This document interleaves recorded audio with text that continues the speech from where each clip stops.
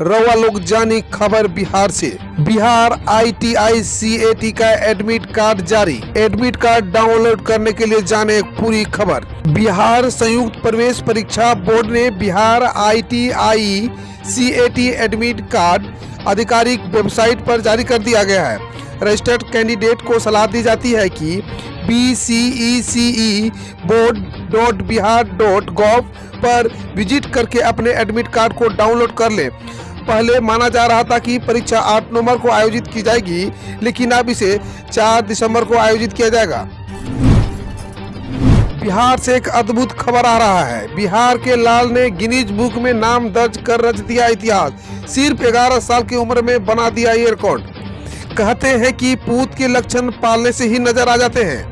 बिहार के एक लाल ने गिनीज बुक में नाम दर्ज कर रच दिया इतिहास। सिर्फ 11 साल की उम्र में ही बना दिया रिकॉर्ड। गिनीज बुक में 11 साल के बच्चे ने दर्ज कराया नाम। सिवान के लाल मनोज हर कोई दिल खोलकर तारीफ कर रहा है। करे भी क्यों ना, सिर्फ 11 साल की उम्र में उसने ऐसा कारनामा जो कर दिखाया है। सिवान के हुसैनगंज प्रखंड के मचकना निवासी रविशंकर श्रीवास्तव के पुत्र मानवेंद्र का नाम महज 11 वर्ष की आयु में Guinness book of world record में दर्ज कर लिया गया है।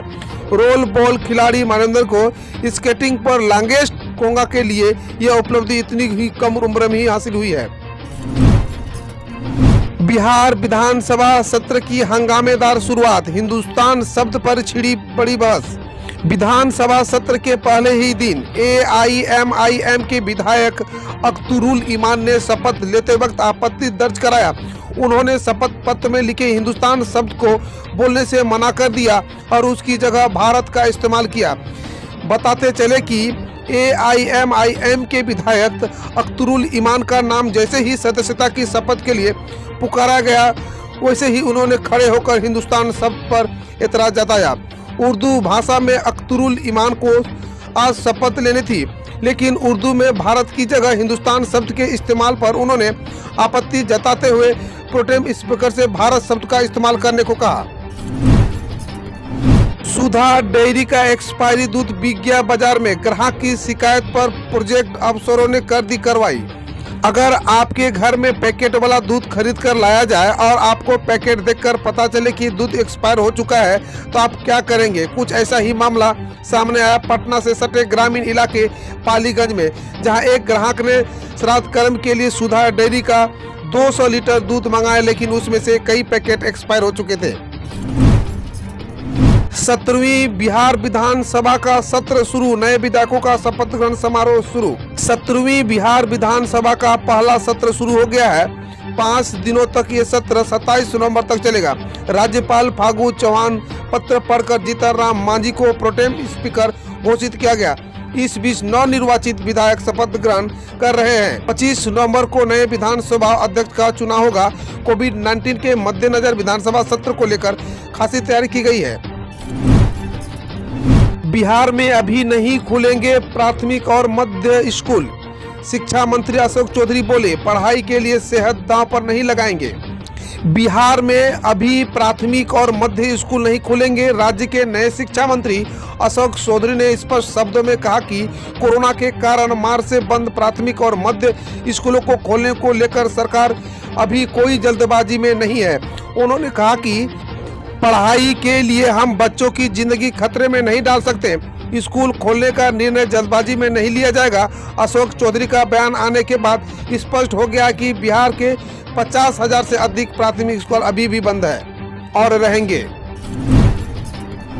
बिहार चुनाव का एक नतीजा पहुंचा अदालत। RJD उम्मीदवार हाईकोर्ट की शरण में।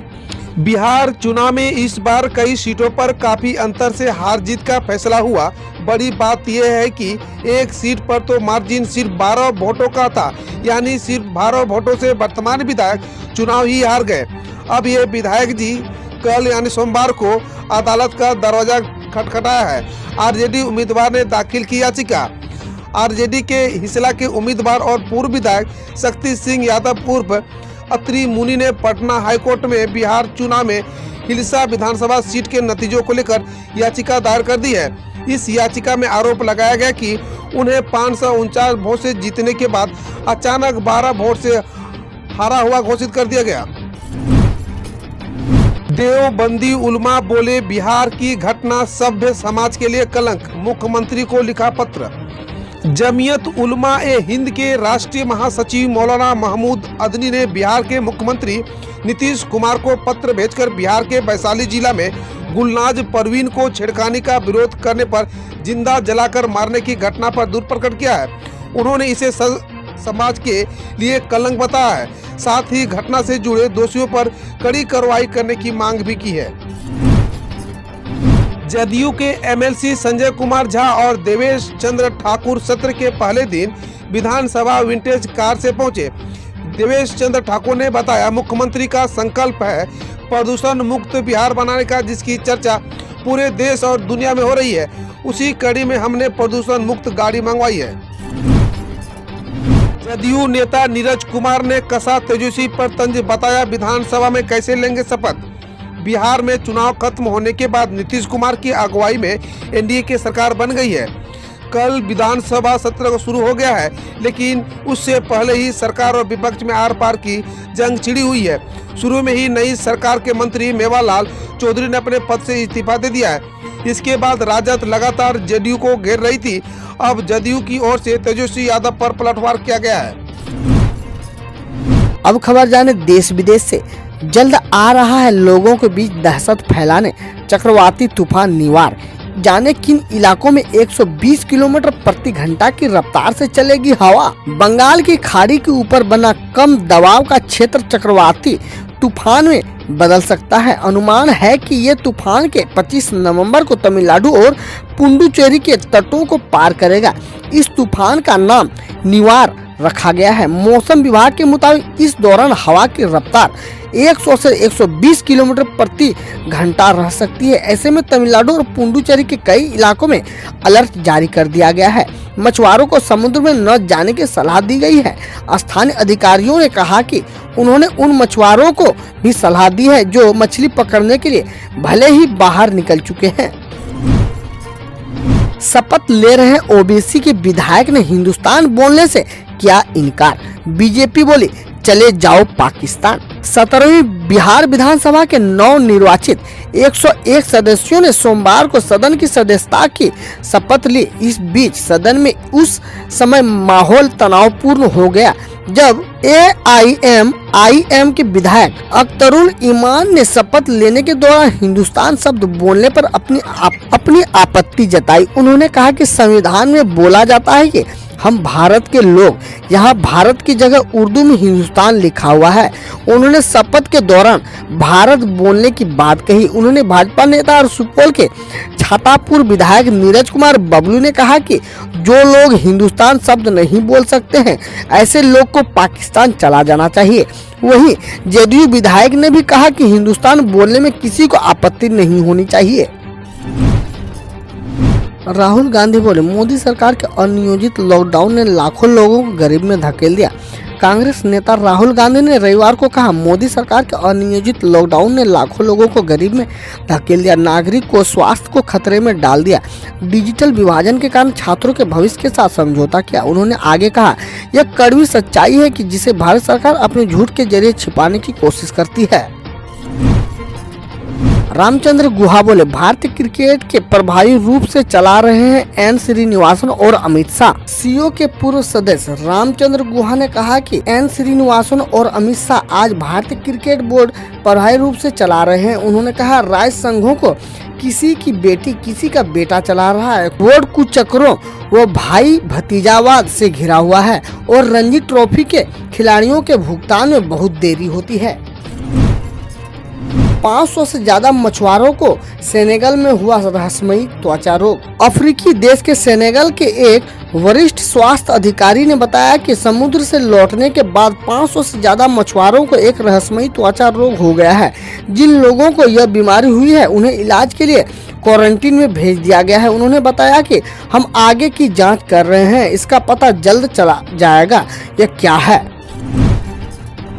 हिमाचल के 4 जिलों में आज से 15 दिसंबर तक रात 8 बजे से सुबह 6 बजे तक नाइट कर्फ्यू लागू। हिमाचल प्रदेश के कोविड-19 संक्रमण के मद्देनजर 4 जिलों में मंडी, शिमला, कुल्लू और कांगड़ा में 24 नवंबर से 15 दिसंबर तक रात्रि कर्फ्यू लगाने की घोषणा की गई है। कर्फ्यू रात 8 बजे से लेकर सुबह 6 बजे तक लगेगा। इसके अलावा 31 दिसंबर तक तृतीय और चतुर्थ श्रेणी के केवल 50% कर्मचारियों की ही दफ्तर आने की अनुमति होगी। गलती मान लें और ड्रग्स छोड़ने का संकल्प लें। भारती व उनके पति की गिरफ्तारी पर जॉनी लीवर बोले। एनसीबी द्वारा गांजा लेने को लेकर कॉमेडियन भारती सिंह और उनके पति हर्ष लिवंचिया की गिरफ्तारी पर जॉनी लीवर ने कहा कि दोनों को बाहर आकर सहकर्मियों से बात कर उन्हें ड्रग्स का सेवन न करने की सलाह देनी चाहिए। उन्होंने कहा, गलती मान लें और ड्रग्स छोड़ने का संकल्प लें। इस केस के लिए कोई फूलों का गुलदस्ता नहीं देगा। गो कल्याण के लिए थोड़ा टैक्स लगाने पर विचार कर रहा हूं, शिवराज सिंह चौहान बोले। मध्य प्रदेश के मुख्यमंत्री शिवराज सिंह चौहान ने रविवार को एक जनसभा में पूछा, गौ माताओं के कल्याण व गौशालाओं के लिए स्थिति सुधारने के लिए थोड़ा टैक्स लगाने पर विचार कर रहा हूं, क्या यह ठीक है? उन्होंने आगे कहा, हमारी भारतीय संस्कृति में पशुओं की इतनी चिंता होती थी, हम पहले रोटी गाय को और आखिरी रोटी कुत्ता को खिलाते थे।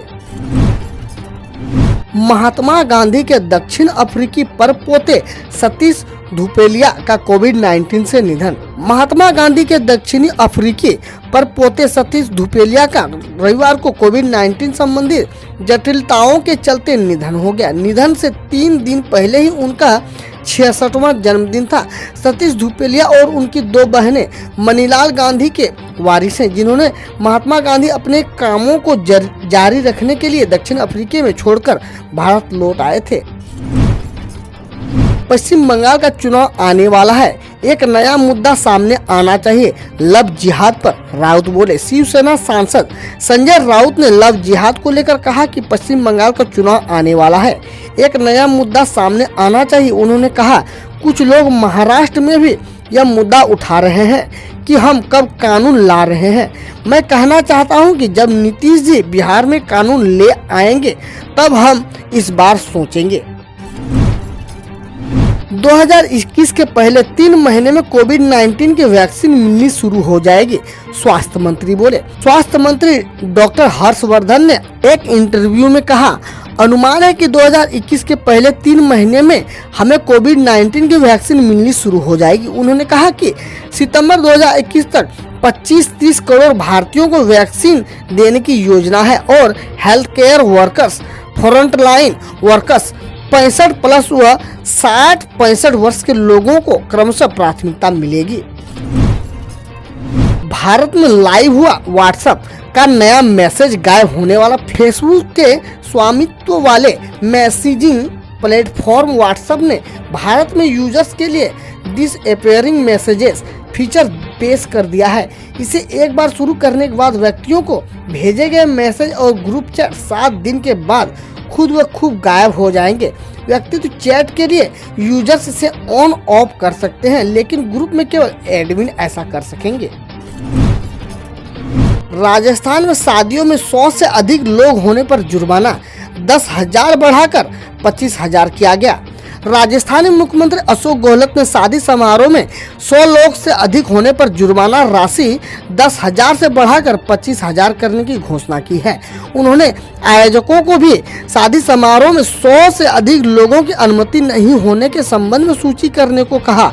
राज्य सरकार ने मास्क नहीं पहनने पर जुर्माना 200 से बढ़ाकर 500 कर दिया गया है। कोविड-19 की चुनौती के बावजूद हरिद्वार में आयोजित होगा कुंभ मेला, उत्तराखंड के सीएम बोले। उत्तराखंड के मुख्यमंत्री त्रिवेंद्र रावत ने कहा है कि कोविड-19 महामारी की चुनौतियों के बावजूद 2021 में कुंभ मेला हरिद्वार में आयोजित होगा। उन्होंने कहा, कुंभ मेले को कोविड-19 के हिसाब से बढ़ाया जाएगा। वहीं राज्य के मंत्री मदन कौशिक के अनुसार मेले में हर दिन 30 से 50 लाख लोगों के स्नान का अनुमान है। हम रोज ऐसे ही न्यूज लाते रहेंगे, तो यदि आपने अभी तक क्लीन न्यूज को सब्सक्राइब नहीं किया है तो पहले फटाफट सब्सक्राइब कर लें, साथ ही बेल आइकन को दबा दें ताकि कोई अपडेट मिस ना हो।